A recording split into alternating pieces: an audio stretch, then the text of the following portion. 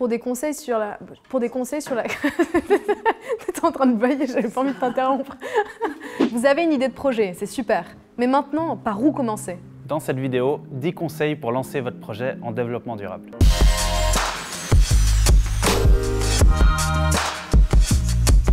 Vous venez d'avoir une idée de projet géniale, mais vous ne savez pas par où commencer. Alors bien qu'il n'existe pas de solution miracle, on va vous donner quelques pistes et retours d'expérience qui pourraient vous inspirer. Prenez un moment pour écrire en 1 ou 2 lignes ce que vous voulez faire, pour qui et pour atteindre quel objectif. Ça peut sembler très simple, mais passer par l'écriture va vous permettre de clarifier vos idées et donc de mieux expliquer votre projet aux personnes à qui vous allez en parler. Au fur et à mesure que votre projet évolue, ces 2 lignes vont se transformer en 10, puis 20, puis en une proposition de projet. Mais il faut bien commencer quelque part. Très rapidement, parlez de votre projet autour de vous pour constituer une équipe de projet. Vous pouvez bien sûr commencer un projet seul et agrandir l'équipe plus tard, mais plus tôt vous vous entourez des personnes avec qui vous souhaitez collaborer, plus elles seront engagées et mieux vous arriverez à répartir les rôles.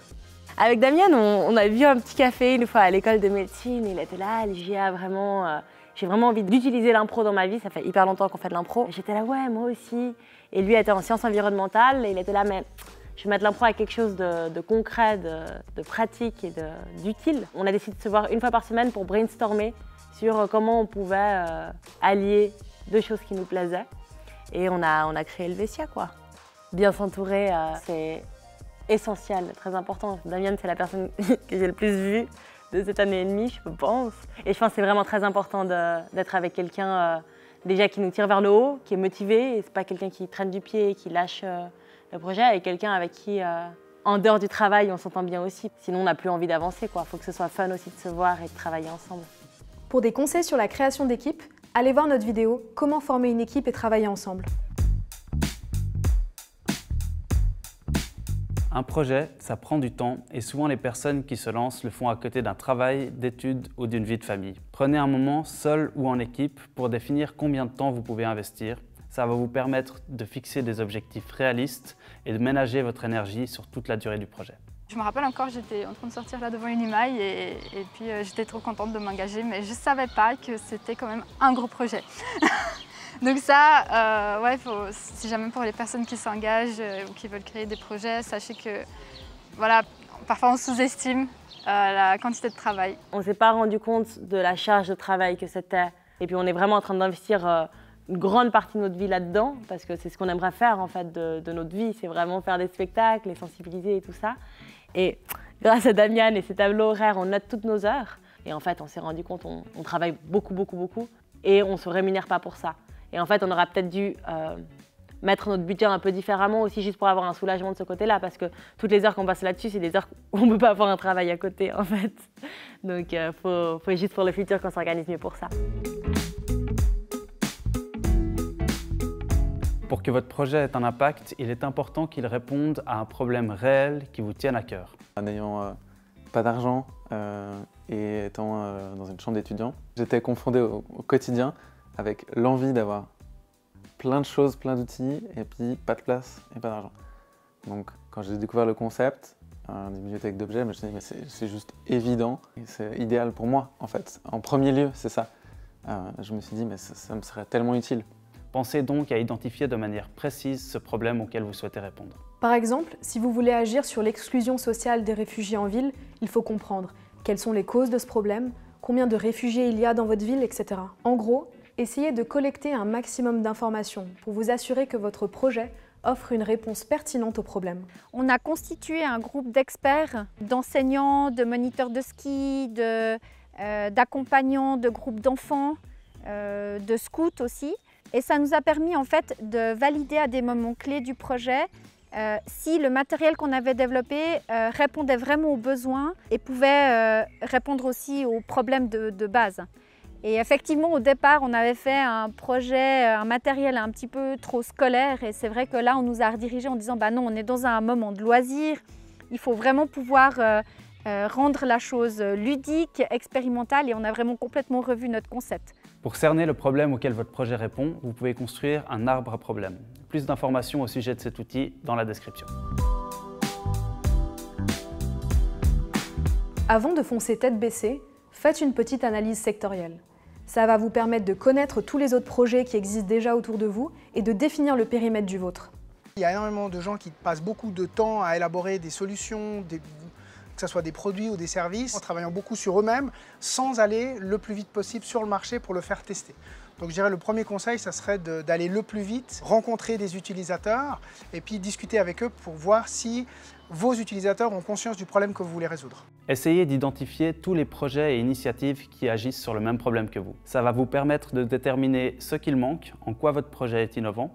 Vous pourrez également identifier des acteurs qui vont pouvoir vous donner des conseils pour vous lancer et éventuellement même devenir des partenaires. Je faisais moi-même ma lessive, à la bonne vieille recette, tout ce qu'on voit au savon de Marseille.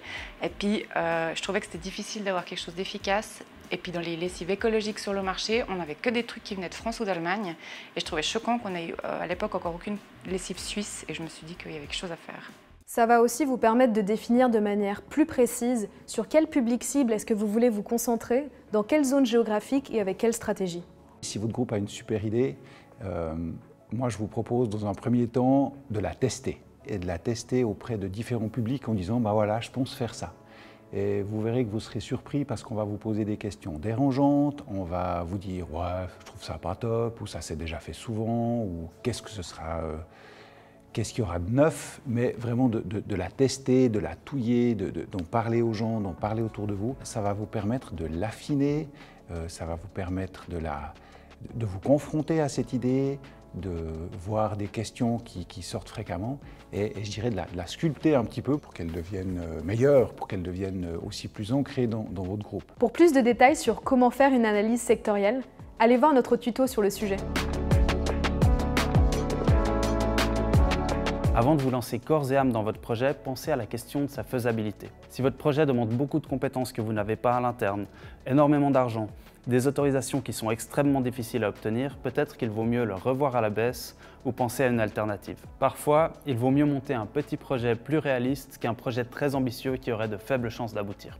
On a eu plusieurs idées. À la base, on voulait vraiment travailler sur le fait de créer des pistes cyclables, prévoir des infrastructures pour le vélo. Mais en fait, c'était impossible pour des raisons pratiques.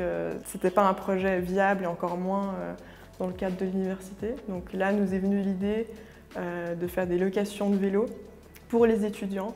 Pour évaluer la faisabilité de votre projet, vous pouvez faire une analyse SWOT au tout début de son élaboration. Pour ça, allez consulter notre vidéo « Comment identifier les forces et faiblesses d'un projet ». Si votre projet s'y prête, commencez par lancer un prototype, c'est-à-dire une version plus petite ou sur un seul aspect du projet pour le tester. Le pilote a été hyper utile parce qu'il m'a permis de tester un petit peu mes intuitions, ce que je pensais faire, etc. Et il m'a fait changer d'idée sur 2 ou 3 éléments de mon business model. Si j'avais fait ce pilote même un poil plus tôt, ça m'aurait permis d'avoir plus de temps pour la suite. En fait, je l'ai fait très très proche du lancement, ce qui m'a laissé finalement très peu de temps pour ajuster mon modèle. Pour un gestionnaire de projet classique, tu as envie de te dire j'ai besoin d'avoir 50 000 francs pour avoir mon employé, j'ai besoin d'avoir déjà 500 objets parce que sinon ça ne marchera pas. De se lancer avec rien, c'est-à-dire ni employé ni matériel, c'est aussi une manière de dire on peut démarrer. On trouve le local, ça coûte 300 francs par mois, ça coûte pas grand-chose, on risque pas grand-chose et puis on démarre. On lance l'idée et puis il y a les 100 premiers utilisateurs et on a 20 000 francs. Paf, on fait 6 mois et on fait le bilan. Et puis on montre que ça marche. On n'attend pas d'avoir 1000 membres directs. Ce prototype va vous permettre de faire des ajustements sur votre idée de base. En plus de ça, montrer que vous avez déjà quelques résultats et succès peut être un bon argument pour vos demandes de financement. On peut voir un projet comme une aventure. Vous pouvez décider de partir seul, sans matériel, sans connaître le climat, ni les plantes qui sont comestibles ou non.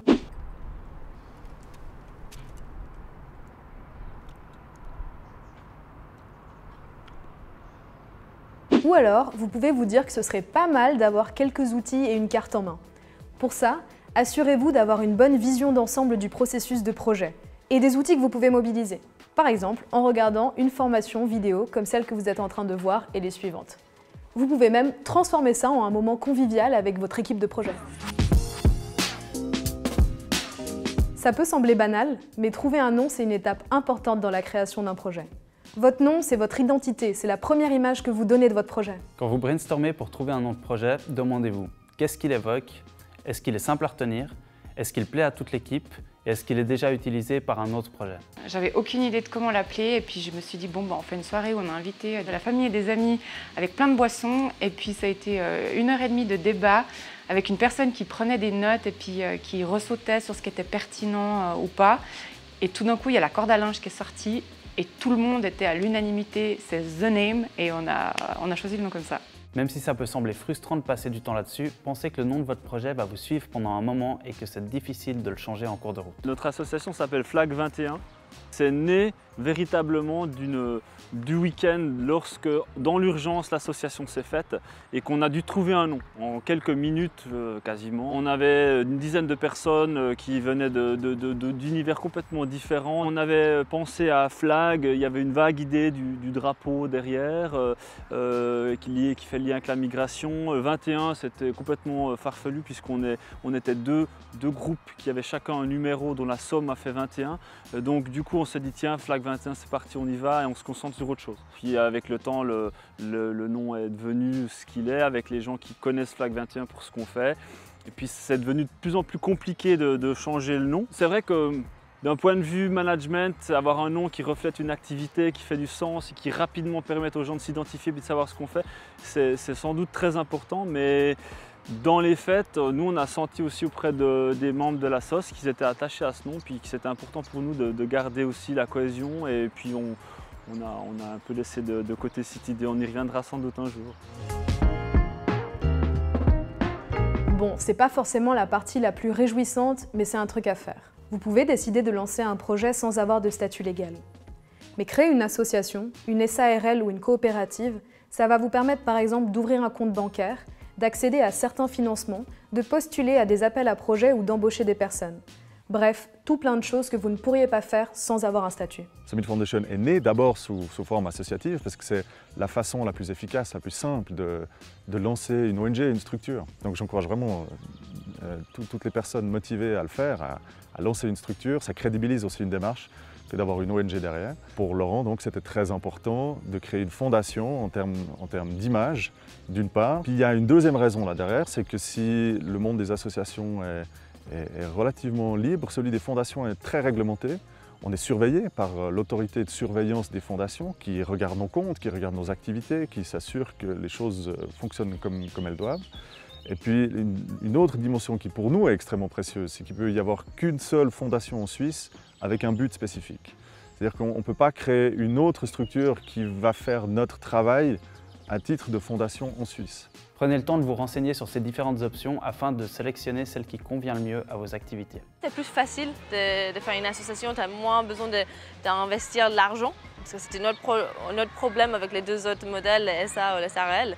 Parce qu'il faut pas mal d'argent pour commencer déjà et nous on n'a rien. Il existe plein de guides pour vous aider à choisir le statut juridique qui correspond à vos besoins et pour vous orienter dans ces démarches. Allez consulter les ressources dans la description. On espère que ces 10 conseils vont vous aider à franchir le pas et à transformer votre idée en un projet. Merci d'avoir suivi cette vidéo. Vous voulez aller plus loin? Les liens sont dans la description. À la prochaine!